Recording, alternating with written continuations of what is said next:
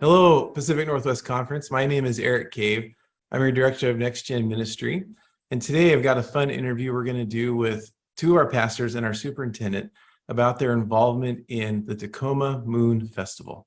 So let's begin. And I'd like each of you to just introduce yourself quickly and let us know where you serve. Hey everybody, Greg Yee here, and of course I serve you, the Pacific Northwest Conference, and I live in Renton, Washington. Hey, I'm Mark. I'm the lead pastor at Praise Covenant in Tacoma. I'm George Bedlion, lead pastor at Garden City, and we're in the Puyallup area and working on a project in the Tacoma area. That's great. Okay, Greg, would you take a moment first and tell us just what is the Tacoma Moon Festival? Yeah, so the Chinese Reconciliation Park, which has been a regular stop for our journey to Mosaic, annually hosts the Moon Festival. And when I talk to my Chinese friends who know about these things more than this fifth generation Chinese American, they tell me that the Moon Festival is actually the second most popular, second most important festival or holiday for the Chinese behind Lunar New Year's. So this is kind of a big deal. The official name is the Mid-Autumn Moon Festival, and it's when the moon is the largest and the brightest. And it's a recognition of being in the middle of autumn for the Chinese. So that's what it is. And that's what the Chinese Reconciliation Park Foundation does every year, is to hold this Moon Festival for Tacoma and the wider area. Great. And Greg, I know you just wrote an article about it, about your connection with that people can find if they look at our website look for the blog post on that as well. So Mark and George, you churches were able to get involved this year. So tell us, Mark, why don't you begin? How are you able to participate? Well, this year we got to be the teardown crew. We had a group of 7 or 8 of us guys that just showed up and stacked chairs and popped down tents and put things away, just being truly servants in our community and joining with something that was already happening and sort of in an unglamorous position. And that was part of the goal. Wow. Thank you for serving that way. And George, how about you? How are you able to be involved? Yeah, it was real similar, just a serving opportunity. We had a few people from our church involved in serving. I got to go down the first night for setup. I got to bring my daughter. It was right after school, and she loved it. It was just a really fun opportunity for her. She was learning. I think she was setting up lanterns, and there were a whole group of leaders that were there serving, like kind of took her under their wing, and she just walked away she's in 4th grade, and she just loved it. Greg actually got to take us on a little mini tour and just share a little bit of the history. So it was like learning, it was serving, and it was just such a fun opportunity. And we got to build some really cool relationships. Oh, that's good to hear. So George, you were able to build some relationships. And so what else was it like for you and for your church to support your community in this way? Yeah, it was really cool. One thing I didn't mention earlier, but I got the opportunity to just share a blessing at the beginning of the event, and that was so cool.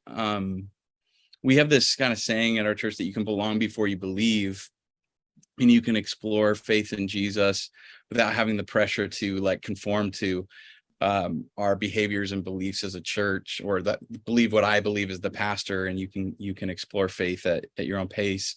But the other thing we've kind of learned is that you don't only have to belong before you believe, but you can bless with people before you believe. And what an opportunity! Like God's grace was at work, in this group of people, and it was so cool to have Greg introduce us to this opportunity. Really thankful for his leadership, being a bridge builder and providing an opportunity.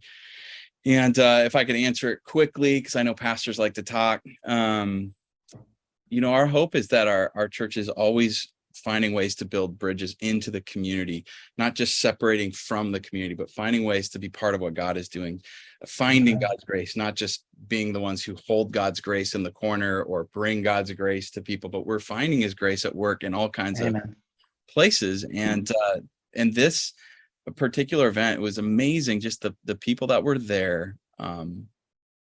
There was just like, people were beaming. There was so much joy, and there was people from different cultural backgrounds. There was a real heart for reconciliation. So everyone that was there, setting up tents, setting up chairs and getting everything ready for this large event, there was a real joy behind it. And our hope is that our people within our church would have a growing heart for cultural compassion, learning how to join other people in unity, even if they have different beliefs and backgrounds, that we can be the presence of Christ there. And I would say what I've noticed is everybody likes to receive belonging and inclusion. Not everybody likes to give that.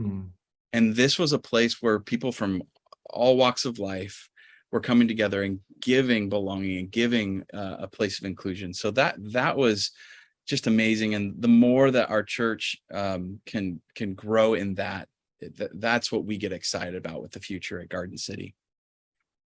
That's excellent. Mark, I'll turn that question back to you as well. What was it like for you and for your church to be able to support your community in this way?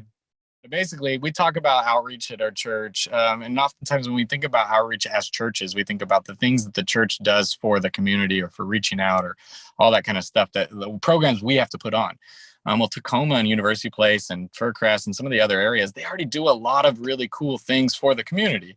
And so we've talked about what would it look like to just partner with things that are already happening, and be able to sort of infiltrate these things that are already big. And the Moon Festival was huge. I mean, there was tons of people there. I think more than even Greg Yee and his board even thought that was going to be possible. There's just tons of people there.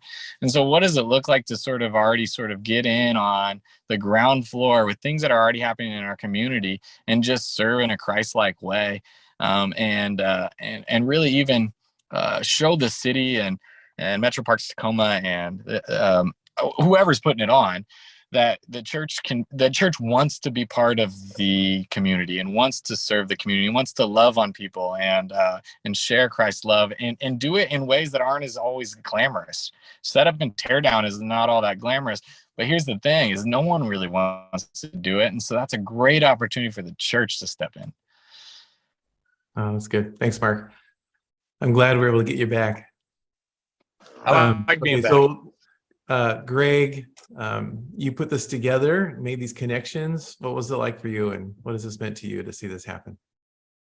Yeah, please do read my article from last week or a couple of weeks ago, and it just tells you more of my joy. But I know these two brothers in their heart for the gospel, and I know that these churches, here you have one of our founding churches, one of our 4 founding churches that Mark is pastoring right now, formerly First Tacoma, and then you have one of our newest churches there in Garden City.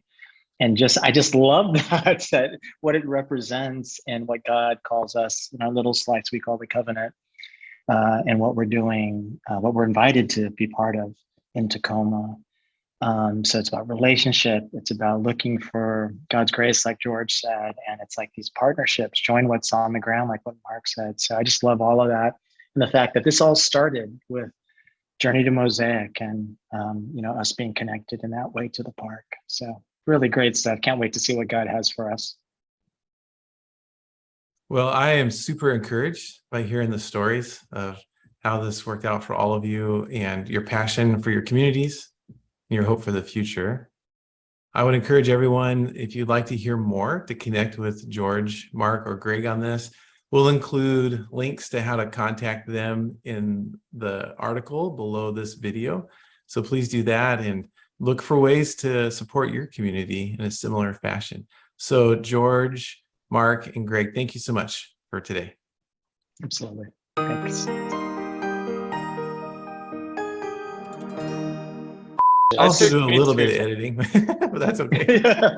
Yeah.